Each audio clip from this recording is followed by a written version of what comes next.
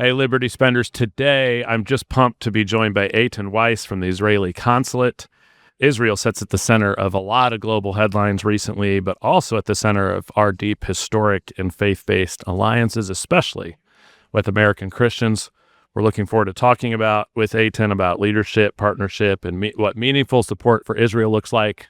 Welcome to the show. Thank you, Kurt. Thank you very much. Nice to meet you and nice to be here. Yeah, I think this will be fun. I thought we'd start with, I've never visited Israel. What? I got to fix that. Let us help you fix that. Definitely. Yes. So, yeah. But for somebody who's never been, what's the most surprising thing about Israel that somebody's not been there would not know to expect? 2 words. Elbow room. Yeah? Israel is a really small country. When you talk distances in Israel, distances are measured by traffic. Yeah. Not by physical distance. Tel Aviv to Jerusalem, it's about 40 miles. That can take you somewhere between 30 minutes to 2 hours, depending on traffic. But Israel is a really small country. 10 million people mostly, about 70-ish% Jewish. The rest are Christians, Muslims, and other denominations. And for such a small country, the most narrowest point in Israel is just a few miles. From north to south, it's about 400 kilometers. That's about 250 miles. Really small country, roughly the size of New Jersey. But for such a small country, our impact on this world and on mankind is immense. Because there are a lot of smart people in Israel trying to do good for mankind on the technological front, basically trying to develop what would be the next thing. So I think it's an amazing thing to see, because when you visit Israel, you'll go, huh? This is it?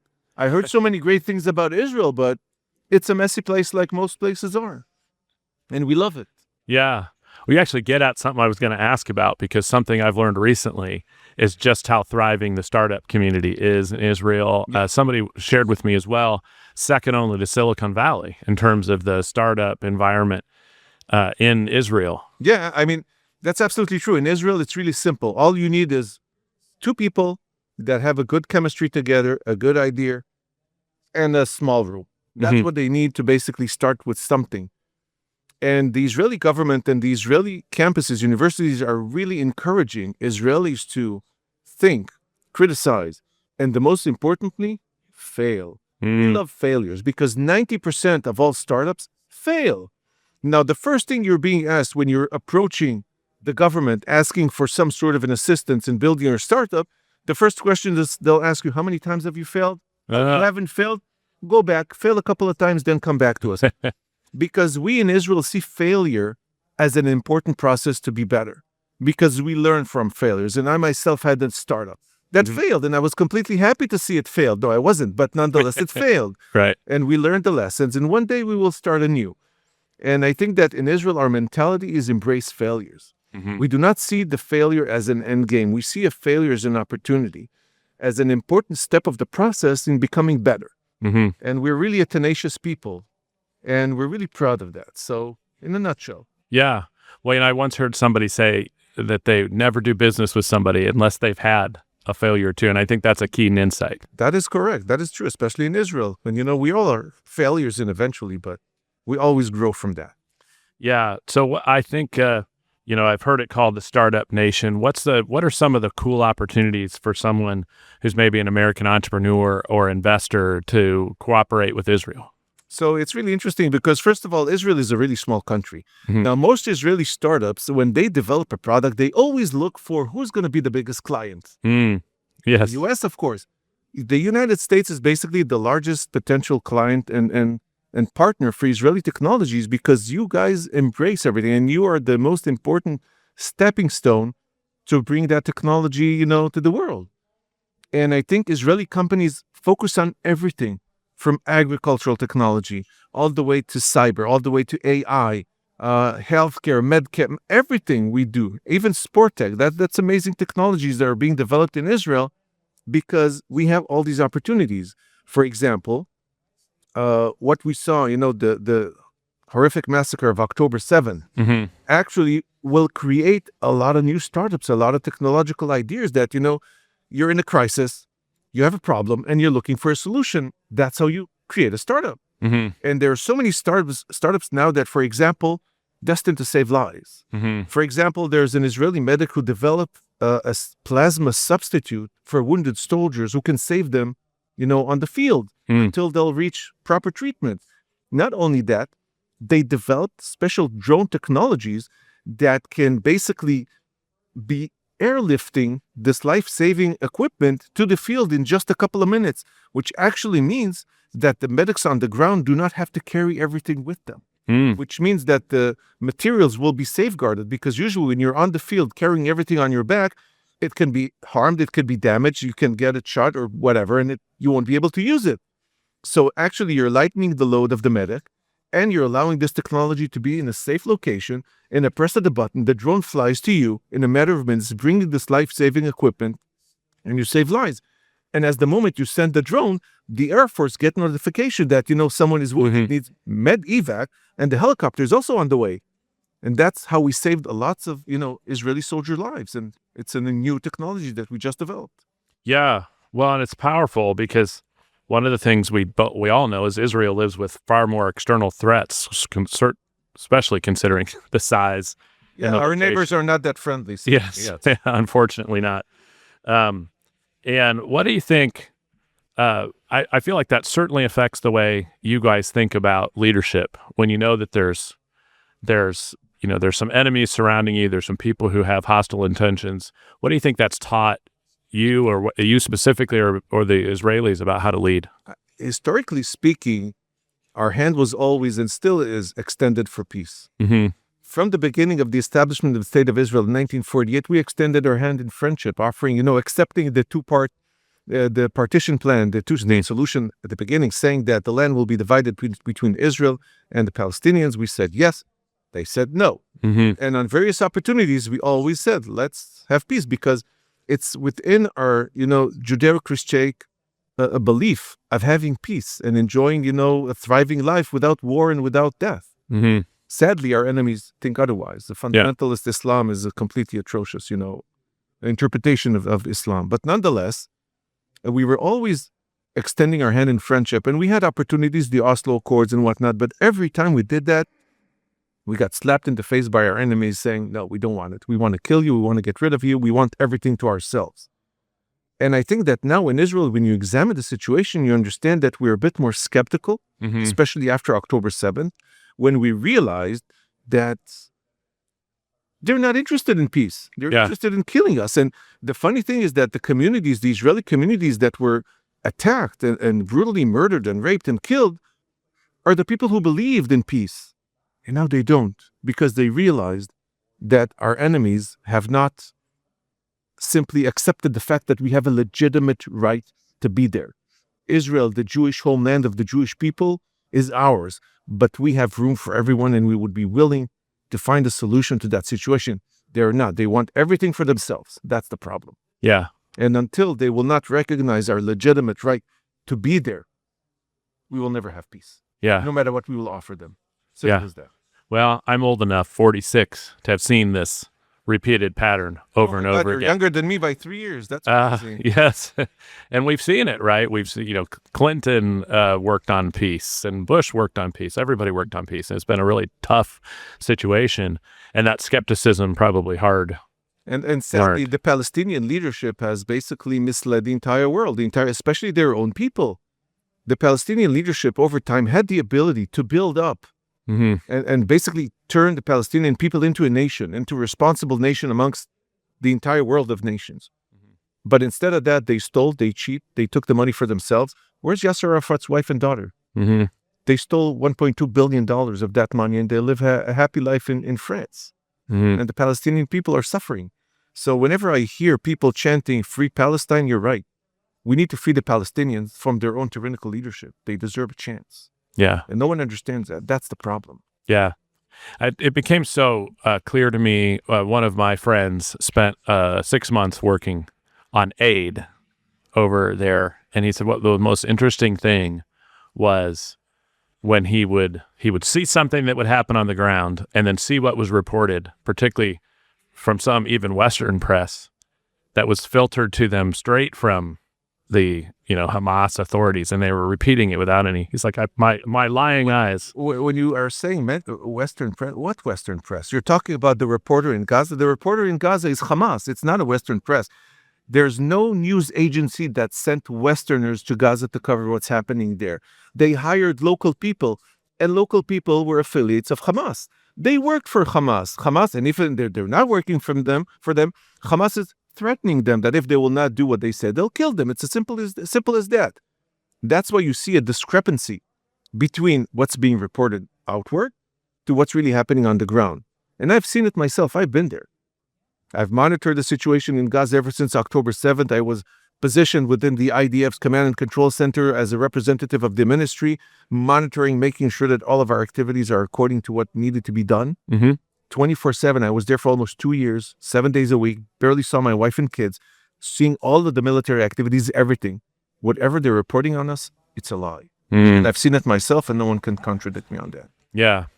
Well, my friend saw him, exactly what you're saying firsthand, and he said it was shocking because it was so extreme. Yeah. And so maybe that's a good caveat and something I wanted to ask. There's probably some misperceptions, or if I'm a Christian here in the U.S., I'm thinking about Israel. What do you think is the biggest misunderstanding or misimpression that somebody might have? That's a good question. I think, first of all, depending from where you're gaining your knowledge. Because if you're getting your knowledge from social media, 99% that you'll be misled, you'll be lied, and you'll think that the situation is completely atrocious. Sadly, what we see, how social media is being manipulated, because, putting it simply, we and our adversaries do not exist on the same plane of values. We adhere to the values of truth, of honesty, and taking responsibility. Sadly, our enemies do not. They're manipulating and using social media as a tool, as an instrument to spread lies and basically all the misinformation out there. Why? Because they can. They have the numbers, they have the funds, they have everything. Qatar is pouring lots of money into that campaign. They have lots of people sitting in front of computers, cell phones, whatever, and taking out whatever positive mentioning there is about Israel. Not to mention that when China basically owning TikTok, they took out with the algorithms all positive messaging on Israel. Everything, promoting all the negatives. Now, even on social media, let's say Instagram or Facebook or whatever, when you have a post, all you need is just a couple of dozens of people saying that this post is offensive or it's being deleted. And that's what they do because they have the numbers. They see something positive on Israel, they're like spreading the word, guys, take out that post, complain about it.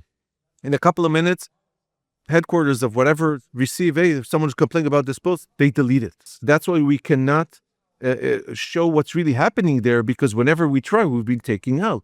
We're a small people. Only 15 million Jews around the world compared to one country compared to they have oil, we have. As I said, it's a really complicated situation, and people need to understand, if you're a man of faith, always bear in mind that the Jewish people are good-hearted, natured people. We're not perfect. We're not claiming that we are perfect. Heavens forbid, no. But generally speaking, we're good, and we're trying to do good to this world. And always have doubts.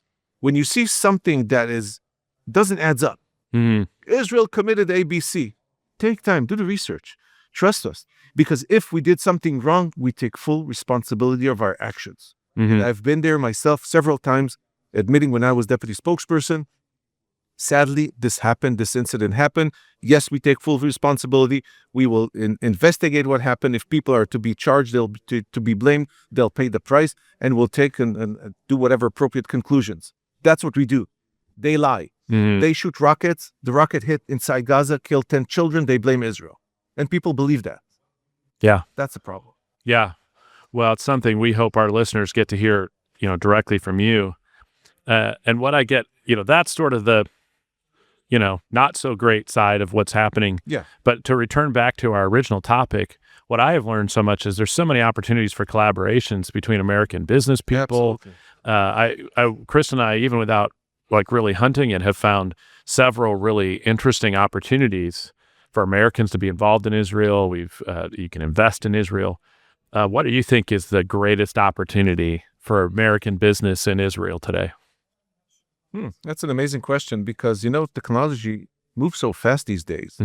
AI is the next hot thing. Cyber is still out there. I think it all depends on what is the most interesting aspects of the potential a client, potential collaborator on the American side. Mm-hmm. We have everything. Now, thankfully for us, recognizing the importance of this connection, Delta Airlines are going to renew direct flights between the Southeast Mm-hmm. to Israel, between Atlanta to Tel Aviv, direct flights, which is an amazing opportunity for our businesses because as a businessman, you need direct flights. That's really make things easier. Mm-hmm. And my role here is to, I cover 7 states in the region. I cover North Carolina, South Carolina, Georgia, Tennessee, Mississippi, Alabama, and Kentucky. Mm-hmm. And my role here is to encourage businesses on both sides to work together on everything from defense tech Mm-hmm. all the way to medtech, because the potential is here for the benefit of everyone. Mm. And people need to understand that when you invest in an Israeli company, actually the Israeli company invests in you. Yeah. And for us, it's an amazing opportunity to see, by the way, that there are so many Israeli companies here in the region that are thriving, hiring local Americans, bringing in revenues, paying the taxes and everything. And it's an important thing to mention. People are always complaining and saying, why does the U.S. support Israel? Why does the U.S. give Israel money for our military? They don't give us money. They give us a store credit. Mm-hmm. What's the difference between a store credit and money? Store credit means that we have to spend everything here, which means Israeli companies come here to the United States, open facilities using that store credit to hire local Americans, paying jobs, paying money, paying revenues, paying taxes, strengthening the local communities, so all that money is invested here in the American economy. And the biggest bonus, we share those technologies that we develop. The state-of-the-art military technologies that Israel manufactures is the best in the world. We're happy to share it with our American brethren because whenever we save an American soldier life, to us it's like we saved the world. That's what we want to do. Because the connection between the American people and Israel is so strong, well beyond politics. And sadly, what we see, fringes from both political sides of the map are trying to break that strong connection. Yeah. And we must fight against it. Yeah.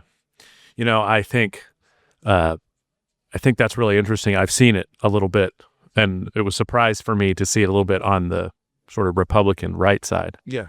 And I think we have a bunch of youth who didn't grow up with parents who fought in World War II and saw some of the things and can speak with absolute certainty. We were there and we saw what the Nazis did. We saw all these things. And now you have these kids who grew up with parents who were my age who were never there.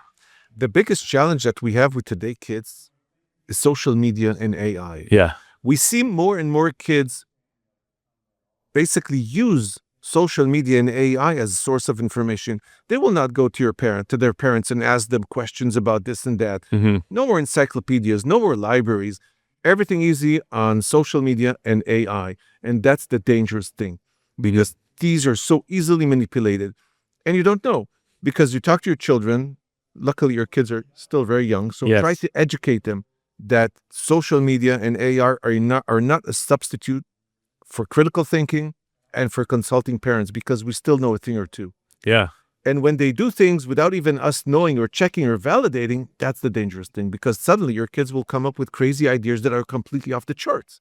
Where the hell did you get that from? Yeah. You see, that's the problem. Yeah, absolutely. Well, I want to take things in a completely different direction. Sure. Just before we started, I think you shared the most controversial opinion. What's your favorite Star Wars movie? Oh my God. That's a tricky question. First of all, I'm a Trekker. Yeah. I love Star Trek more than Star Wars. Oh, Fans. I love there we the go. Scientific aspects of science fiction, but I really adore Star Wars. I think, first of all, the original Mhm. chapters 4, 5, and 6, the best. Before Yes. they were re-edited or whatnot, they were amazing. Watching them in the cinema in Israel at the time was like mind-blowing. Rogue One is amazing. Mhm. One of my favorites for sure. The prequels, I apologize. Yes. I'm not really into those.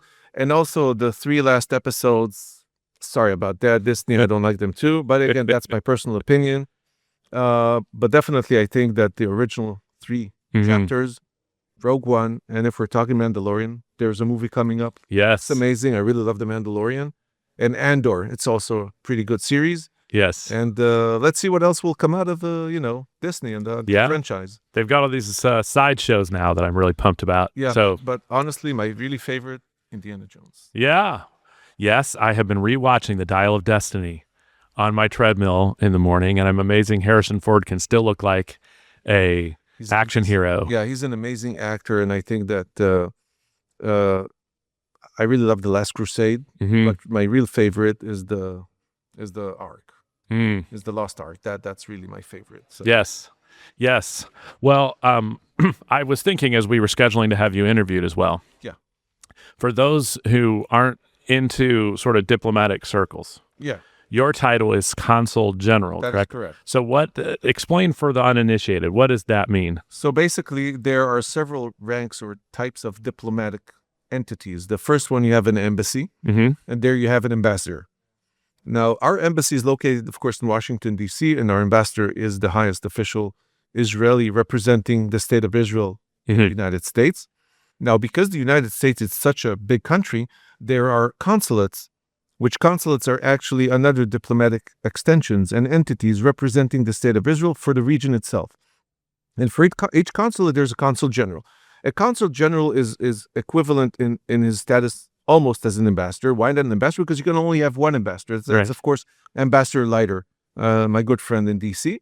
And all the consul general, basically, they are in charge of the diplomatic relations, and they represent the state of Israel in the region itself.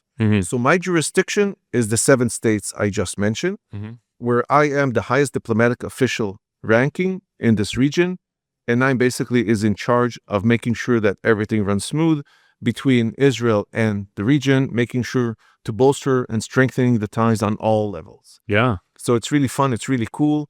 And the only disadvantage, I have to wear suits. Israelis hate suits because I'm always warm, I'm always hot, and yeah. Let's find a nice startup to have air-conditioned suit. I think that would be amazing. Well, you do have the great state of Kentucky, where Kristen is from, but we currently live in Indiana. Oh, Indiana, so that's nice. Maybe you'll get an 8th state at some point. Well, I'll be happy to. I've been to Kentucky actually last week. Such an amazing state. Really it is. Friendly, really beautiful. And actually, there's a nice project I want to share with talking about, potential collaborations. Kentucky is the leading state, actually the leading, call it a miniature country in the world for bourbon. There's amazing bourbon industry in Kentucky. And there's also a nice distillery in Israel. It's called Milk and Honey.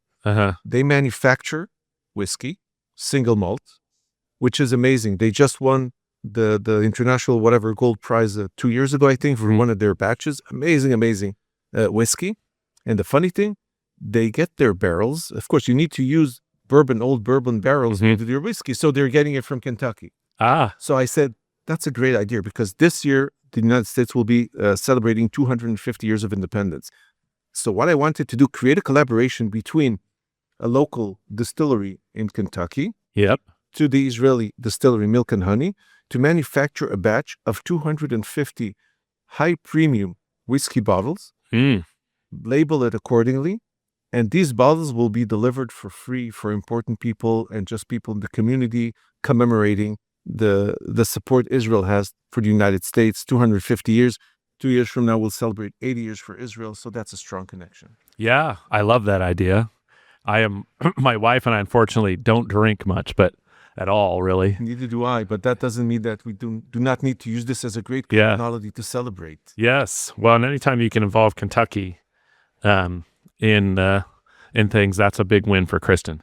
So now that you're here working as an Israeli diplomat, what's been the most surprising thing for you coming over here and working in this country? I think that this is not my first time to the United States. I've been posted. I'm a diplomat for the past 18 years. I was posted to Angola for a couple of months, 3 years in Russia, 3 years in Canada, 4 years in Los Angeles, filled a couple of positions in Israel.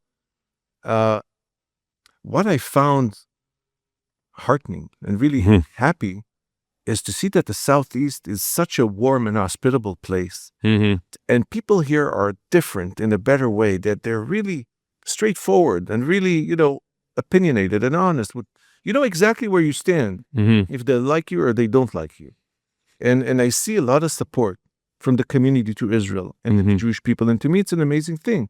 and the Jewish community in this region, they're really supportive and really strong, and building the relationships between the communities. And to me, it's an amazing thing to celebrate on. Mhm. So I was really happy to see how good this area is to Israel. Mhm. And I have to admit that it gives me a lot of backwind, Yeah. to move forward as fast as possible and do great things for the benefit of everyone. Yeah. Well, in Atlanta, I think that's where you're headquartered, right? That's correct. Great place to live. Absolutely. For particularly if you fly Delta, right? I'm not sure I love the traffic. Live in Los Angeles, then you'll know what real traffic is. Trust That's me. true. Compared to LA, the traffic is not that bad. Well, that's true. That's true. Well, it's been a pleasure to have you. And for those of you who are listening, absolute pleasure that you took some time to listen to us too. If you love this episode, please like and subscribe so you can hear more from us. And again, thank you, Eitan, for joining us. Sir, it's been my pleasure. Thank you very much. Yes, thank you.